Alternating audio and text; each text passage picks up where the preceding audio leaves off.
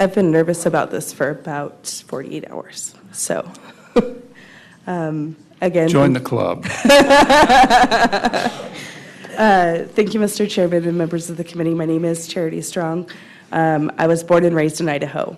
I graduated from Boise State and I started my family here.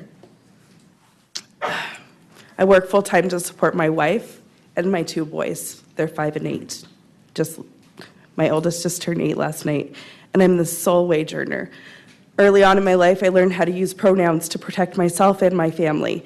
I've decided I have to decide whether it is safe based on the perceptions and strongly held beliefs of others, and not just safe for me, but safe for my family. Will the pronoun that I use to describe myself and my family impact my ability to earn a living, receive service at a business, or maintain housing?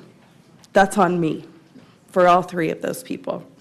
I face discrimination and hateful words from individuals in this community and even sometimes from my family. But I've been lucky too. I haven't suffered from violence or loss of employment like many others that I know. I live in Boise in a primarily supportive community that has adopted an ordinance to protect me and my family. Why are we leaving the well-being of others across the state up to chance? Why aren't we doing this in our entire state? I have worked mostly for organizations that included sexual orientation and/or gender identity in the Equal Employment Opportunity Statement, and that's due to a lesson I learned early on in my career. I graduated from Boise State, and I had my first child almost simultaneously. My spouse and I decided that I would work, and she would stay home with our child. I started my first post-college job. I loved it. I was glad to be serving my community. And about a month in, I was having a water cooler conversation with another colleague. And she asked me about my family. I said, well, I'm married. I have a 6-month-old son. And I left it at that. I'm not one to push my sexual orientation because that's not actually who I am. I'm somebody much deeper than that.